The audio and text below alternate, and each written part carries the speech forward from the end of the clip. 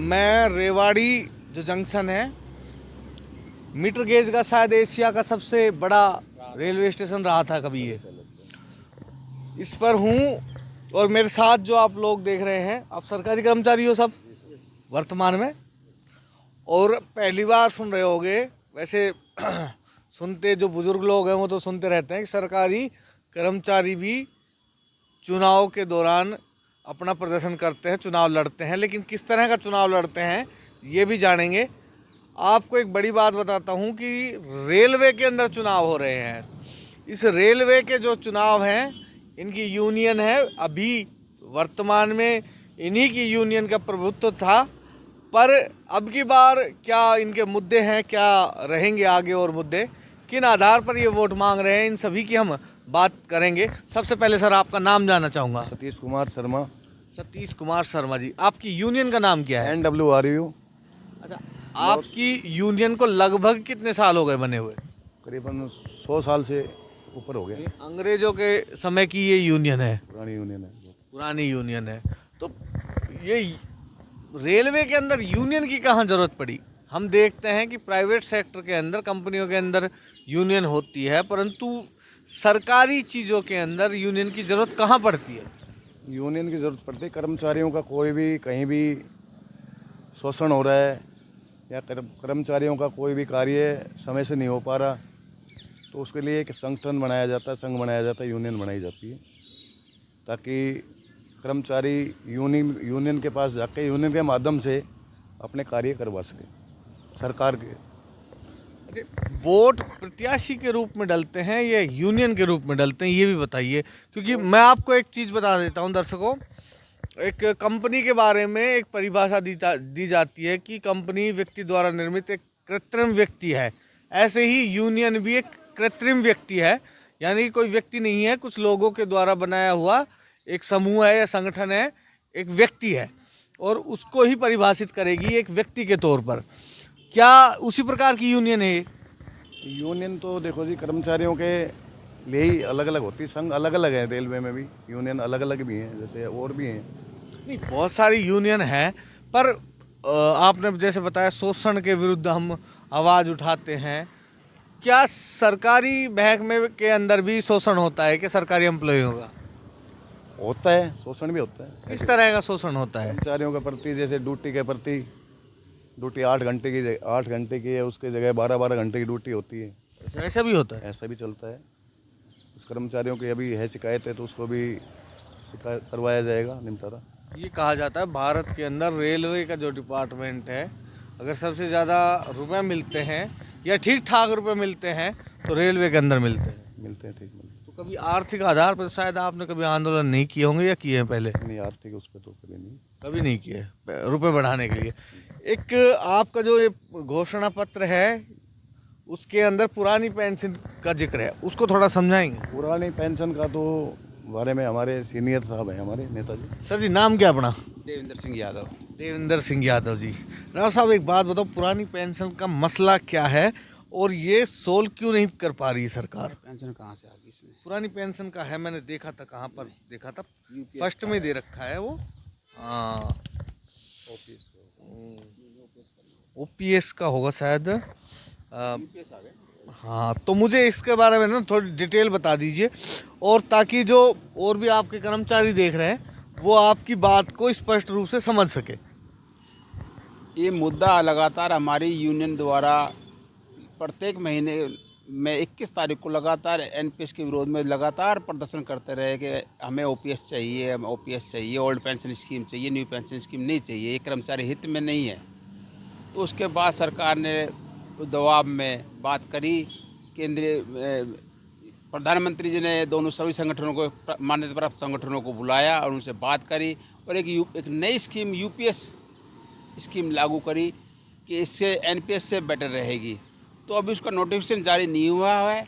जब नोटिफिकेशन जारी होगा तो उसमें कुछ क्या क्या कार्रवाई करें, कैसे क्या करेंगे, तो उसका बाद में आएगा, तो उसके बाद में चर्चा की जाएगी कैसे क्या इसको इम्प्लीमेंट के लिए। सबसे पहले जो थी वो ओपीएस थी, उसके बाद एनपीएस लेके आए जिसको न्यू पेंशन बोलते हैं, ओपीएस को ओल्ड पेंशन बोलते हैं, और यूपीएस एक बीच का माध्यम निकाला, बीच का रास्ता निकाला सरकार ने, कि न्यू पेंशन के जो बढ़िया बढ़िया तथ्य हैं वो ले लिए और पुरानी पेंशन के भी बढ़िया बढ़िया तथ्य ले लिए और उनको मिलाकर यूपीएस बना दिया गया। बनाई है, लेकिन उसका भी नोटिफिकेशन जारी नहीं हुआ है, तो उसमें क्या मिलेगा, क्या कर्मचारियों को मिले जाएगा, उसके बाद उस पर कार्रवाई की जाएगी। अच्छा, न्यू पेंशन में क्या दिक्कत थी आपके लिए? न्यू पेंशन में पेंशन गारंटेड पेंशन नहीं थी, गारंटेड पेंशन नहीं थी। और कोई एम्प्लॉय मर जाता था तो उसको, जैसे करंटली कोई लगता है 1-2 महीने एक्सपायर हो गया किसी कारण से, तो उसके परिवार को कोई पेंशन का इतना लाभ नहीं मिलता था।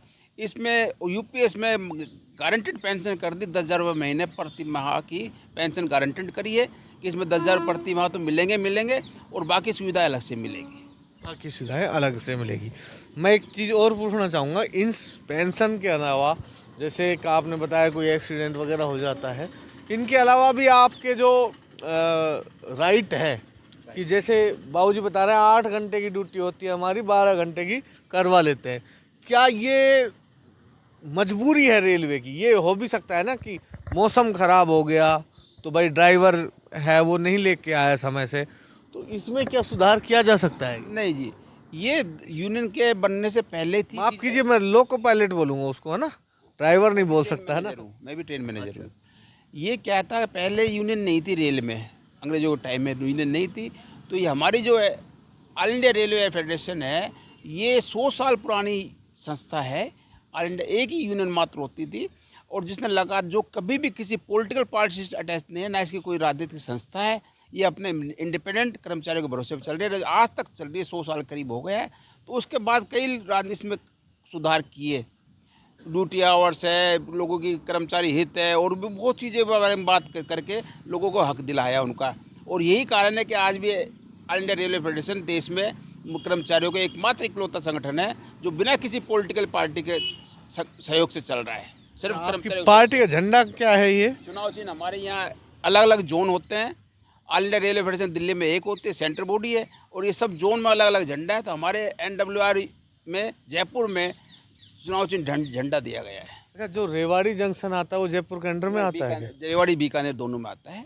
रेवाड़ी और दोनों का हिस्सा है रेवाड़ी डिवीजन का भी है, जयपुर डिवीजन का भी और बीकानेर डिवीजन का। एडमिनिस्ट्रेटिव ग्राउंड है यहाँ जयपुर डिवीजन, लेकिन हमारे रेलवे के बीकानेर डिवीजन के रेलवे एम्प्लॉय भी यहाँ काम करते हैं और इसीलिए यहाँ भी 2 ही बूथ बनाए गए हैं, एक बीकानेर डिवीजन, एक जयपुर डिवीजन का दूसरी तरफ बूथ बनाया गया है। अलग अलग चुनाव होंगे, अलग अलग सारी चीज़ें हैं जी। तो उम्मीद है कि आपकी जो ये संगठन है इसकी जीत हो जाएगी। पूरी संभावना है, लोगों को काम किए हैं और संघर्ष किया है, हमेशा कर्मचारी हित में किया है, बिना किसी दबाव के किया है।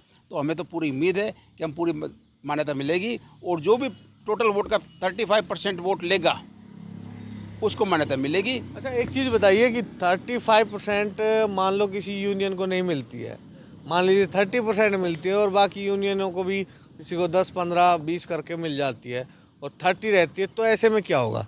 तो किसी को मान्यता नहीं मिलेगी, सरकार की निष्पक्षता बढ़ेगी। तो सरकार का ये फैसला सही है या गलत है भाऊजी, आप बताइए।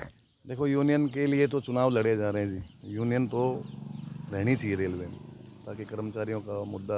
ये मुद्दा है ना कि भाई 35% वोट मिलेंगे तभी यूनियन को मान्यता मिलेगी। पॉलिसी फिर तो ऐसे भी होना चाहिए ना कि नेताओं को भी 35% वोट मिले तो विधायक ही मिलेगी, नहीं तो फिर नहीं मिलेगी। यूनियन से नेताओं का कोई वो नहीं, इसमें लेन देन नहीं है, गैर सरकारी एक संघ है, सरकार का कोई हिस्सा नहीं संघ में।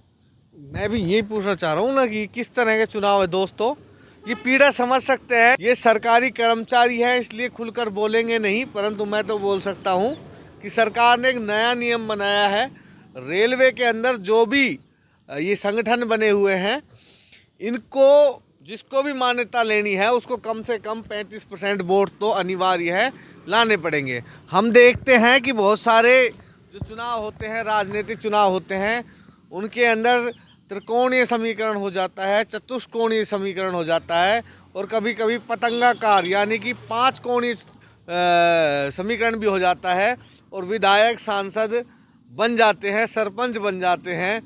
लेकिन इस यूनियन को, रेलवे के जो कर्मचारी हैं, इनकी यूनियन को मान्यता प्राप्त करने के लिए 35% वोट ज़रूर चाहिए। अगर 35% वोट नहीं मिलते हैं तो किसी भी यूनियन को जो रेलवे बोर्ड है उसको मान्यता नहीं देगा।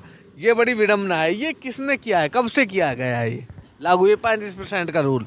ये अभी 35% के पहले से। कब से लागू है? ये पिछले 10-12 का करीब साल हो गए, 10-11 साल हो गए। उससे पहले इलेक्शन हुए थे, उसमें 35 किया था। फिर सरकार ने अभी दोबारा इलेक्शन कराने 50% कर दिया था टोटल एम्प्लॉयज़ का, वोटिंग का नहीं, टोटल एम्प्लॉयज़ का। तो उसका ट्रेड यूनियन ने विरोध किया, तो भी ये फिर उन्होंने 30 पुराना इस वो रखा 35%। और सरकार ने अब इसके किसी को 35% ना मिले, इसके लिए अलग अलग यूनियनों को वो उसको मान्यता दे दी और उनको अलग अलग 4-5 जगह लोगों को खड़ा कर दिया, जिससे कि किसी को परसेंटेज ना मिले और कोई भी यूनियन मान्यता प्राप्त ना हो और सरकार अपना निरंकुश शासन करे।